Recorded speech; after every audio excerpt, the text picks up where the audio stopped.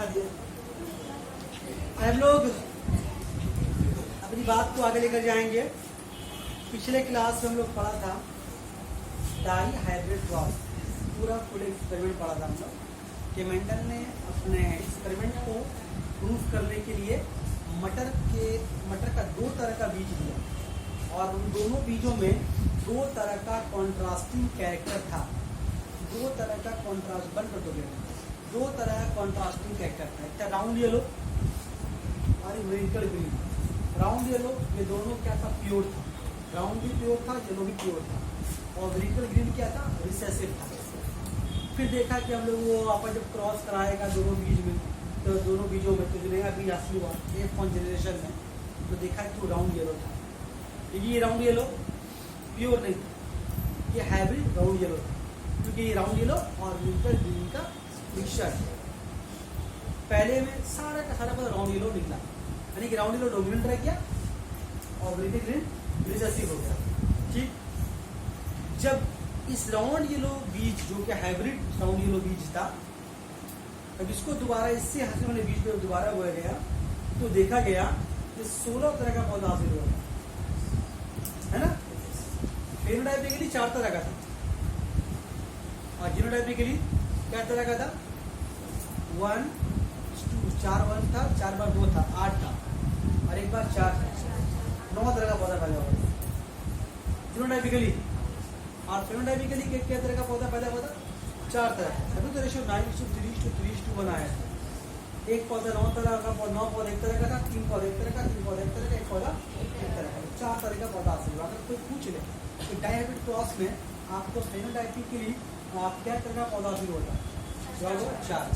और जीनोटाइपिकली क्या तरह का पौधा हासिल हुआ था, तो रेशियो काउंट करना, 4 रेशियो था, 2 का 4 रेशियो था, अरे 4 3 कहाँ से आ गया, 4 बार 1 4 बार 2 था और एक बार 4 2 क्या तरह का पौधा हुआ, 9 तरह का पौधा हासिल।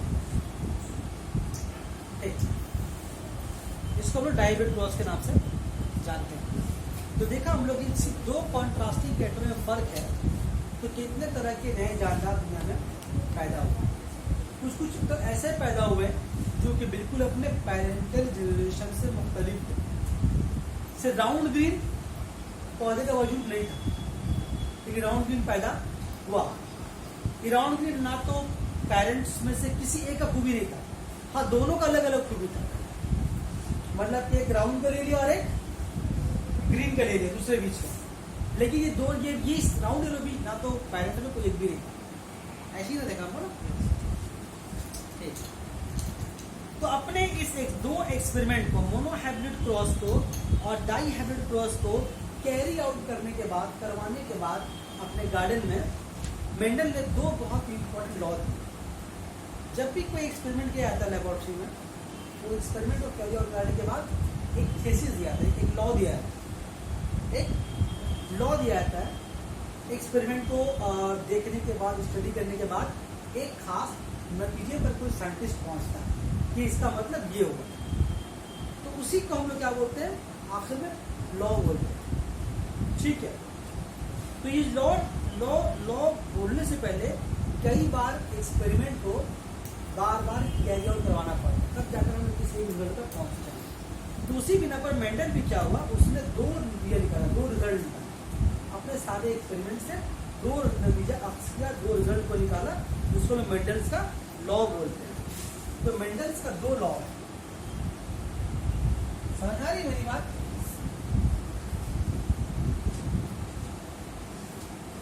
मेंडल्स का लॉ, 2 लॉ है, जिसे लॉ लिखेंगे मेंडल्स लॉ। मेंडल्स का पहला लॉ है law of segregation.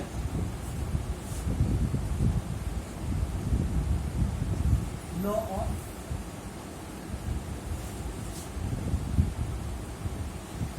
Segregation.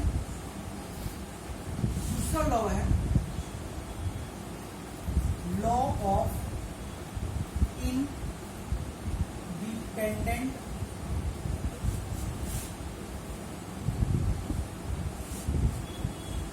Assortment. Mendel ने अपने दोनों एक्सपेरिमेंट को कैरी आउट करने के बाद दो लॉ सामने पेश किया। एक का नाम क्या था, लॉ ऑफ सेग्रीगेशन, और एक का नाम क्या है, लॉ ऑफ इंडिपेंडेंट असॉर्टमेंट। इसको बोलते हैं एनर्जी का कानून और इसको बोलते हैं आज़ादी से मिलने का कानून। माने इसका ये है, और आपको लॉ पढ़ के समझाते हैं। कई सारे एक्सपेरिमेंट को जो भी मेंडल किया, जो भी इतना बड़ा कारनामा किया, एक बात में ध्यान में रखने वाली बात की इम्पोर्टेंट बात ये है कि उस जमाने में जीन का डिस्कवरी नहीं था, लोग क्रोमोसोम के बारे में जानते नहीं। उस हालात में जब कुछ लोग जानते हैं तो वो इतना बड़ा इतना अच्छा थ्योरी कर दिया, तो वो अपने थ्योरी में जीन नाम के किसी अल्फाज से वाकिफ नहीं था। तो जीन को किस अल्फाज से वो डोनेट करते था पता आपको, फैक्टर।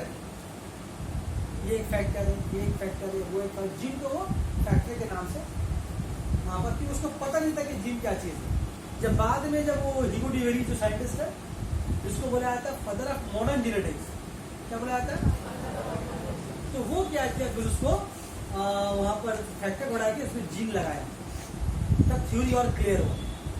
बात समझ में आ रही है। तो उसने पहले लॉ में क्या दिया है, पहले लॉ को हम पढ़ते हैं, आप समझिए। मेंडल के पहले लॉ में क्या लिखा हुआ है, ये तो वो खाली उर्दू में लिखा हुआ, हम उसको थोड़ा सा आसान करके बताते हैं। जब दो अपोजिट कॉन्ट्रास्टिंग कैरेक्टर वाले जानदार, जब दो कॉन्ट्रास्टिंग कैरेक्टर वाले जानदारों के दरमियान क्रॉस होता है, तो उनके जो अपोजिट कैरेक्टर है वो कभी भी आपस में मिलते नहीं, बल्कि अगली नस्ल से अलग हो जाते हैं।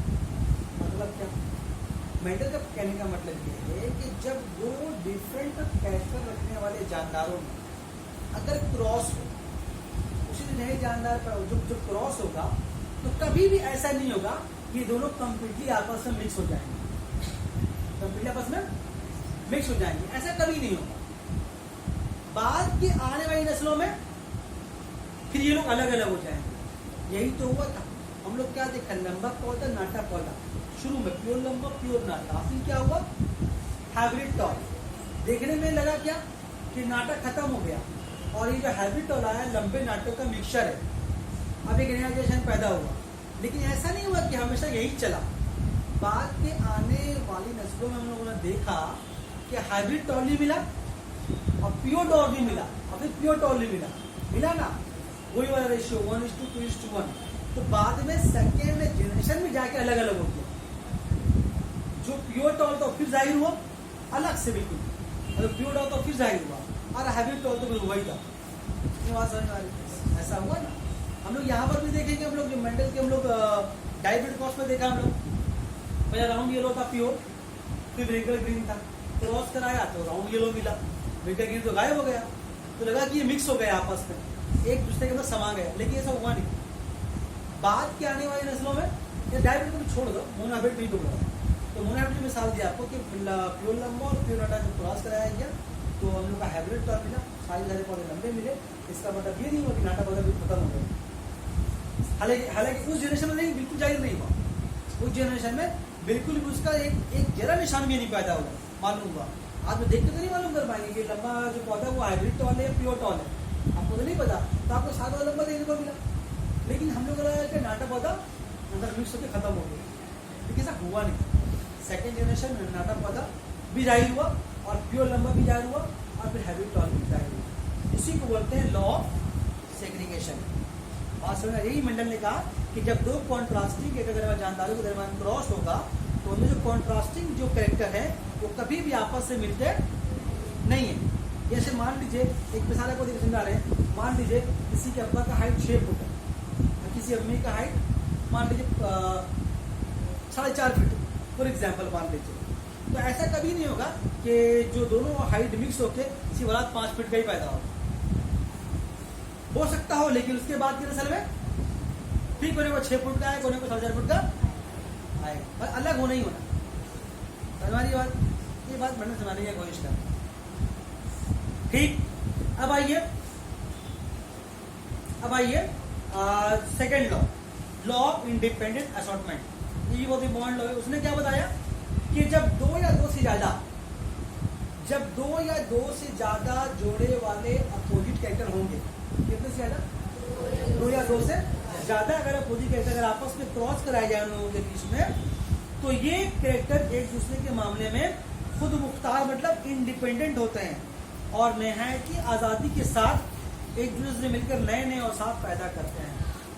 मतलब का जब दो या दो से ज़्यादा कैरेक्टर में फर्क होगा, दो क्रॉस करने वाले जानदारों में, तो उनके जो नई नस्ल जो पैदा होगी, तो नई आने वाली नस्लों में क्या होगा कि बिल्कुल इंडिपेंडेंटली क्या होगा, नई तरह के औसाफ पैदा होंगे, नई तरह के कैरेक्टर पैदा होंगे जिनका वजूद पेरेंटल में किसी में नहीं था।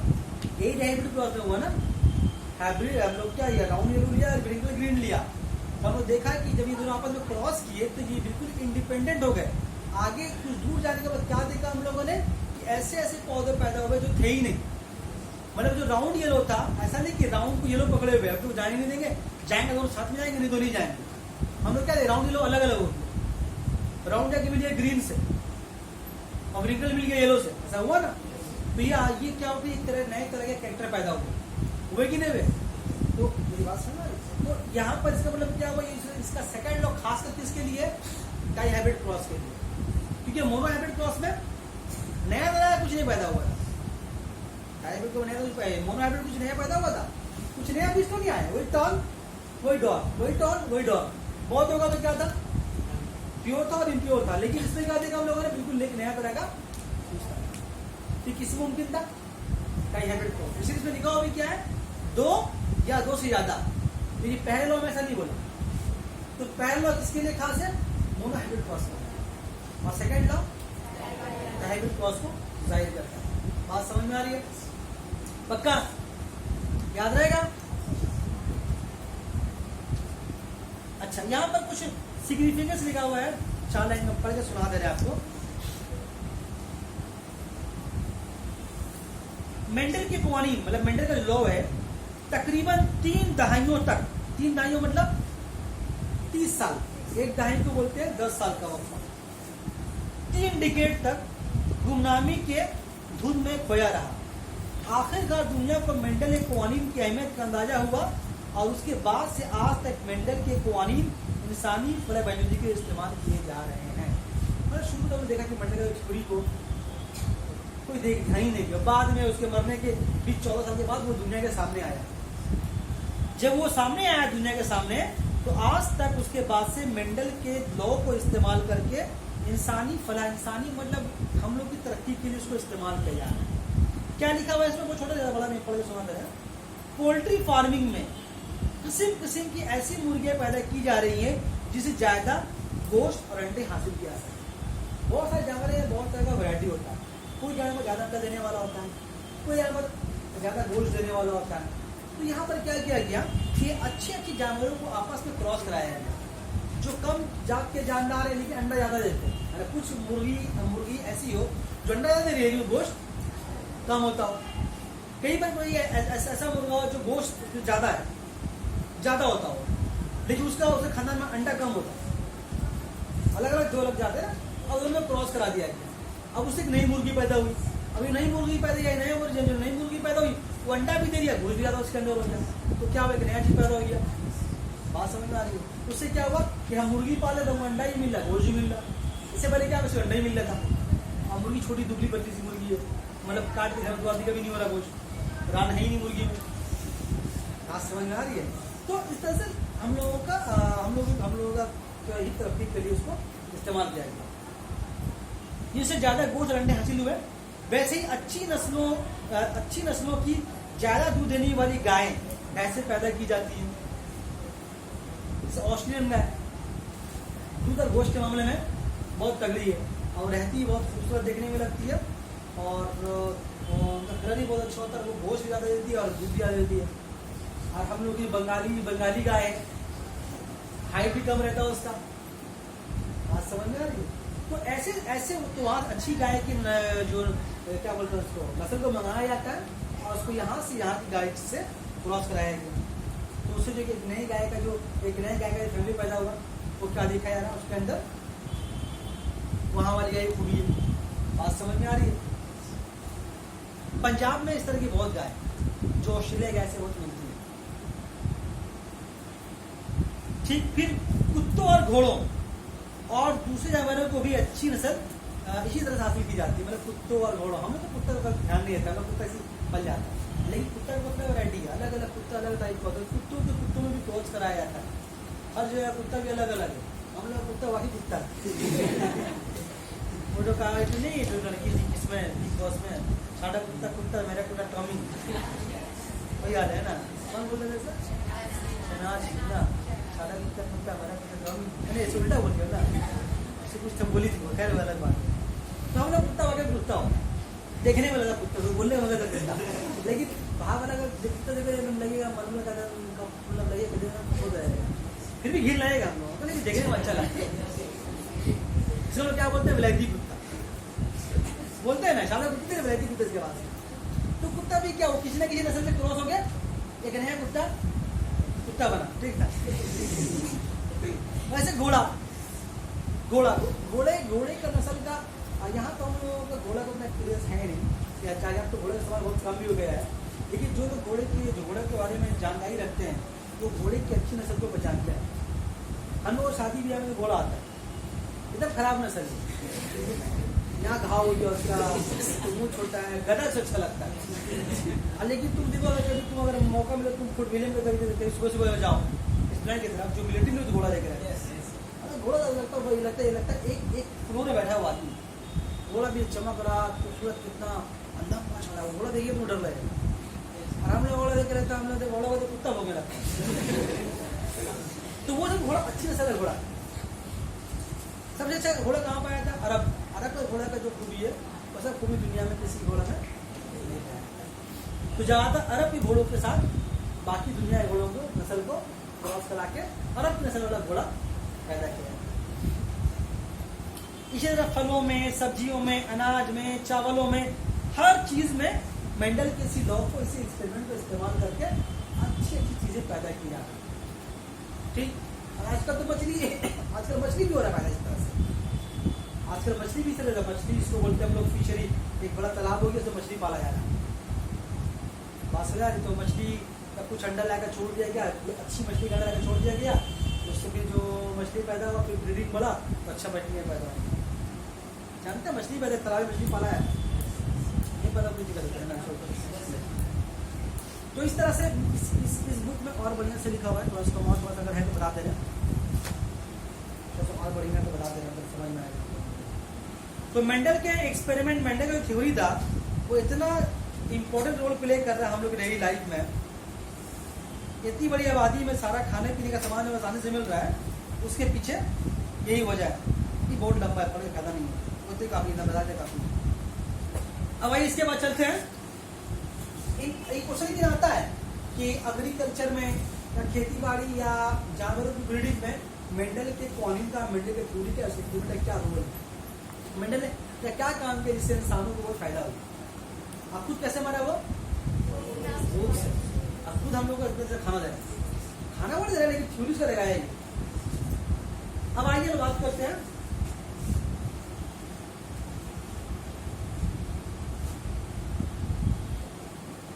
Incomplete dominance.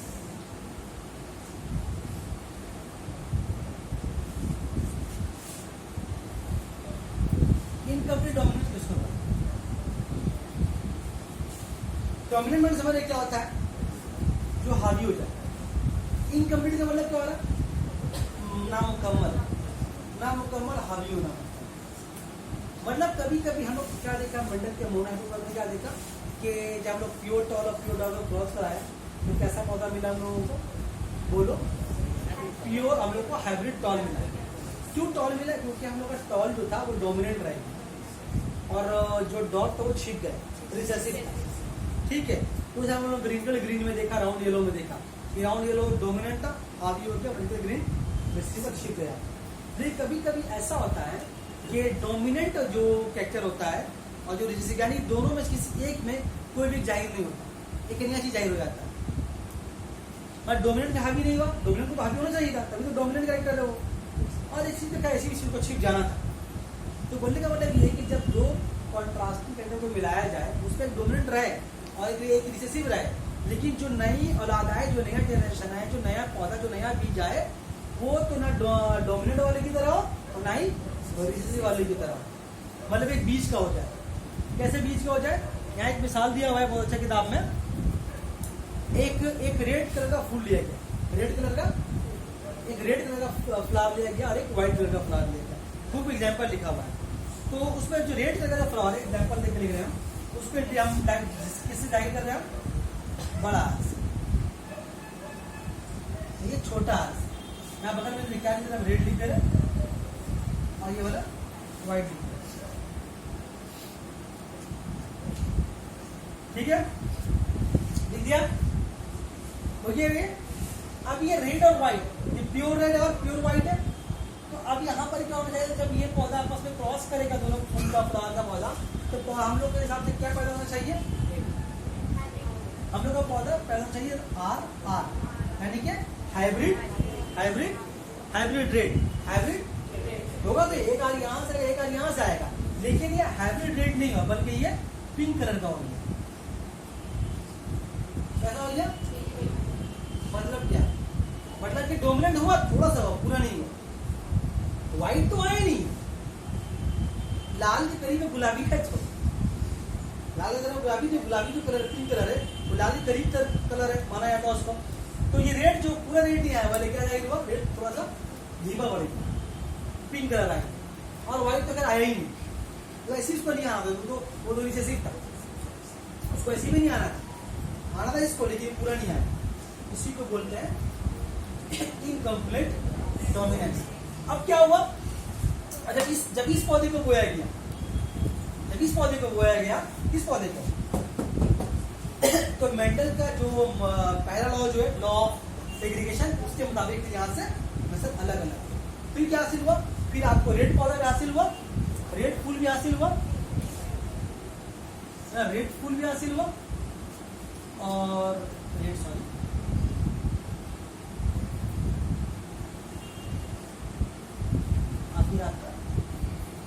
मतलब आपको रेड भी मिला और क्या मिला? आपका पिंक भी मिला और फिर आपको व्हाइट भी मिला। देखिए वहां पर क्या देखा था हम लोग? सेकंड में हाइब्रिड टॉल मिला था, लेकिन तो हाइब्रिड टॉल मतलब टॉल है ही नहीं, वो तो पिंक कलर होगा। और यहाँ पर रेड है ही नहीं, तो पिंक कलर का। बात समझ में आ रही है? तो इसको हम क्या बोलते हैं? Incomplete dominance. यहाँ पर क्या देखा हम लोग? F2 जनरेशन में अगर हम ऐसा अगर बोले परसेंटेज की तरफ से बोले तो 25% रेड पौधा रेड फ्लावर मिला, 50% बोलो और 25%। तो यहाँ पर F2 में रेशियो कितना हुआ? F2 में रेशियो हुआ 1:2:1। बात समझ में आ रही है? बोलो भाई। तो इसको हम बोलते हैं इनकम्प्लीट डोमिनेंस। मतलब कोई भी कैरेक्टर खुल के जाहिर नहीं होता। ऐसा हो सकता है ना, होता ही है। हमको बहुत प्यार अम्मी का डाल के या अपनी प्यार अबू का डाल के, लेकिन औलाद सॉली करके बाद ऐसा होता है। यहाँ पर क्या हुआ? Incomplete dominance. आपको का बाल घूंघरीला है, अम्मी का स्ट्रेट बाल का स्ट्रेट बाल है, लेकिन लड़का के बाल का ना घूंघला है ना स्ट्रेट है, पूरा मिला जुला थोड़ा सा। यहाँ पे क्या हुआ? Incomplete dominance. बात समझ में आ रही है? डाल दिया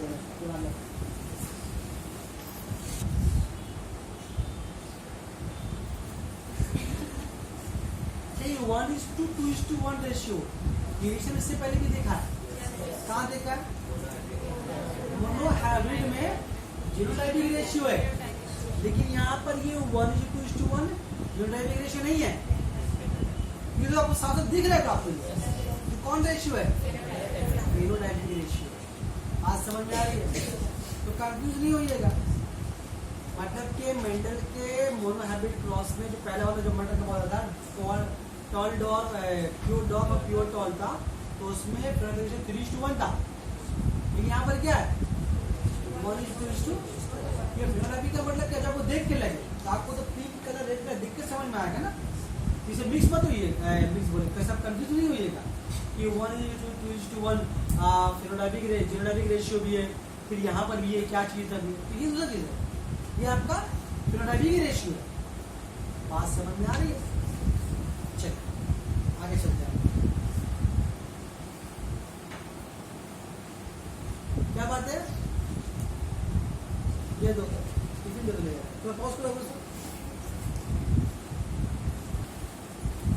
स्मॉल फोल्ड टर्म थोड़ा हम आगे लेके चलते हैं, फिर हम उसको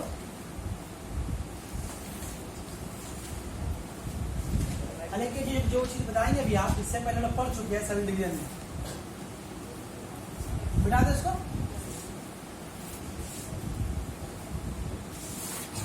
अभी जो बताएंगे हम लोग उसके बारे में हम लोग थोड़ा बहुत सेल डिवीजन में पढ़े।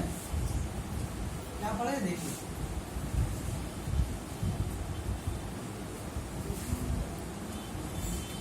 आगे मुड़ जाता है भाई। हम लोग क्या पढ़ते हैं, अगर आपको याद है तो हम लोग पढ़ा है 44A प्लस XY, ठीक है। और पढ़ा हम लोग क्या 44A प्लस X। इसमें एक पेयर, इसमें एक सेट जो है मेल को इंडिकेट कर रहा है, एक सेल एक पेयर जो है फीमेल को इंडिकेट कर रहा है, करना ही नहीं कर रहा है। तो इसमें ये वाला कि इसमें मेल कौन सा है, XY, ये वाला मेल है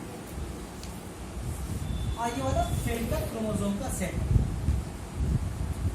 हम लोग जानते हैं इसमें 44 को ऑटोसोम बोला जाता है और XY को एलोसोम बोला जाता है, यानी कि सेक्स क्रोमोसोम बोला जाता है। मतलब ये 44 है मेल का भी सेम है और 44 है फीमेल का भी सेम है। फर्क कहाँ पर होता है, मतलब मेल और फीमेल के बॉडी में एक सेट क्रोमोसोम ऐसा होता है जो मेल को मेल और फीमेल को फीमेल आता है। वो कौन सा क्रोमोसोम है, यही वाला। इसीलिए इसका नाम क्या दिया गया है, सेक्स क्रोमोसोम। मतलब डिफाइन करता है कौन मेल है और कौन फीमेल है। सपोज तो यहाँ पर ये जो XX है और ये जो XY, ये हम लोगों का आइडेंटिफाई करता है, डिटरमाइन करता है कि हम लोग मेल या फीमेल है। इसीलिए इसको क्या बोलते हैं हम लोग, इसको बोलते हैं determination of sex. Determination of sex मतलब सेक्स की पहचान किससे होती है, किससे होती है, इसी सेट क्रोमोसोम से। किस सेट क्रोमोसोम से, XX और XY। बात समझ में आ रही है। मिसाल के तौर पर थोड़ा सा देखा, देखिए XX कौन है और ये XY कौन है।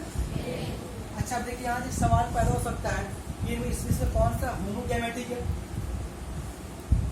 होमोगैमेटिक क्या है, होमोजाइगस। होमोगैमेटिक और होमोजाइगस एक ही चीज है, पढ़ा है ना होमोगैमेटिक। ये कौन सा है, इसका मेल क्या फीमेल का, मतलब फीमेल का जो सेक्स क्रोमोसोम है वो क्या है, होमोजाइगस है, यानी कि होमोगैमेटिक है। और मेल का क्या चीज है, हेटेरोजाइगस। बात समझ में आ रही है। अब देखिए जब इन लोगों के बीच में क्रॉस होगा, जब इन लोगों के बीच में क्रॉस होगा तो क्रॉस का तो क्या बताया था ना, एक बार इसको इससे मल्टीप्लाई करना, एक बार इसको इससे मल्टीप्लाई करना, एक बार फिर इसको इससे, एक बार इसको इससे। तो क्या पॉसिबिलिटी है नई औलाद होने की। देखिए ये एक बार इसी एक्स से मिलेगा, ये वाला एक्स,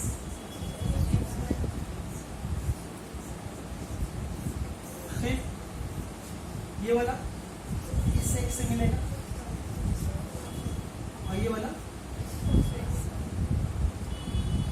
मतलब क्या कि दो लड़का और लड़के, दो मेल और दो फीमेल आएंगे।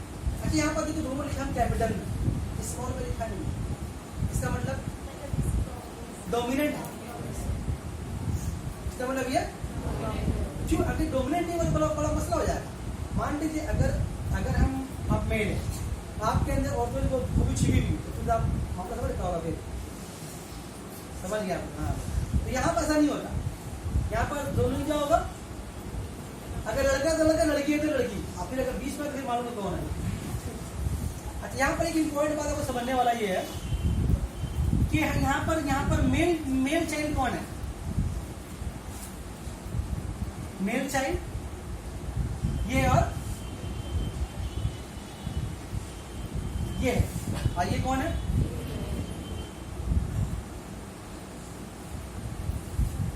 फीमेल। अगर फीमेल भी हो रही है तो एक्स क्रोमोसोम आ रहा है ना, तो दोनों एक्स क्रोमोसोम फीमेल का नहीं है, एक आ रहा है बाप के दादा, एक कहाँ से आ रहा है माँ की तरफ से। यहाँ पर भी ये तुम्हारा कौन है, मेल चाइल्ड है। कहाँ से आ रहे, बाप की तरफ से आ रहे, ये एक माँ की तरफ आ रहे, बाप की तरफ से। ध्यान में फिर से ये एक की तरफ से माँ या कोई भी एक होगा, ये भी कोई एक माँ बाप की तरफ से। लेकिन यहाँ कंफर्म बोल सकते हैं, क्यों? क्योंकि वाई तो है ही नहीं फीमेल के पास। ये बात समझ आ रही है? तो यहाँ पर जो मेल जो चाइल्ड आ रहा है, यहाँ ये एक माँ की तरफ से आया, ये वाला बाप की तरफ से आया। यहाँ पर सेम कहानी वही है। यहाँ पर एक बात आप समझिए जरा सा, कि अगर किसी का गर्ल चाइल्ड होती है, बार बार गर्ल चाइल्ड हो रही है, जैसे हम लोग घर होता नहीं है, थोड़ा दादी मन में होती है, किसी बाल 4-5 लड़की हो गई तो पूछती है लड़की, ऐसा होता है बहुत जगह होता है। अगर मान लीजिए अभी तक कुछ दिन पहले वो बालपुर नर्सिंग होम में बेचारी एक लड़की, एक औरत की लड़की पैदा हुई, उसी दिन गले घोट के मारी। गलत तो पहले करनी, कैसे मारी भी सोचो, मतलब छोटा बच्चा है और वो लड़की हुई है, अच्छी लड़की है, और वो माँ उसको मार गला घोट, खबर नहीं पड़ता नहीं करते छोटे पर सुन ऐसा हुआ वाकई, तो पहले की बात है। मेरे पास सच मिल जाएगी बालपुर नर्सिंग में, वहाँ हुआ ये हादसा। तो क्यों ऐसा करते हैं लोग? इतना सांस लेकर पीछे कई लड़की बहुत जगह देखा, अक्सर जहाँ ज्यादा लड़की हो रही बस सांस और फुफू लगा करती है और भाभी के पीछे पड़ जाती है। कई लड़की ऐसा होता है कि नहीं होता? लेकिन साइंटिफिकली अगर देखा जाए तो लड़की पैदा होने का जिम्मेदार मां नहीं है, बाप है। साइंटिफिकली अगर किसी औरत की बार बार लड़की पैदा हो रही है, बाप जिम्मेदार नहीं हो उसका, सॉरी माँ बाप जिम्मेदार। इसकी वजह क्या है? लड़का है लड़की है तो अपने एक ही क्रोमोसोम दी, इसके हाथ तो कुछ नहीं है। लॉजिकली साइंटिफिकली कि इसका तो क्रोमोसोम का सेट वाई है ही नहीं, सिर्फ एक ही है। तो ई लड़का है तो भी एक देगी, लड़का हो तो भी एक देगी ना। डिपेंड होता है जैसे बाप के ऊपर, बाप अगर एक्स देगा तो लड़की और वाई दिया तो लड़का, तो बाप वाई का ही नहीं दिया, एक्स का ही दिया। जिम्मेदार कौन है? कौन होना चाहिए? तो बहू को नहीं करके तो बेटा को माटे में चाहिए। समझ में आ रही है? हाँ, अब की किसी का होता को तो दादी के पास लेकर अपना सा नानी को लेकर बढ़ा के तो मेरा बोलने का मतलब यहाँ पर है, अगर बार बार गर्ल चाइल्ड पैदा हो रही है तो उसमें फीमेल का कोई रोल नहीं। सुनदार कौन है? लेकिन सुनता कौन है? समाज जैसा बना होगा है ना, इसलिए एजुकेशन तालीम बहुत जरूरी है।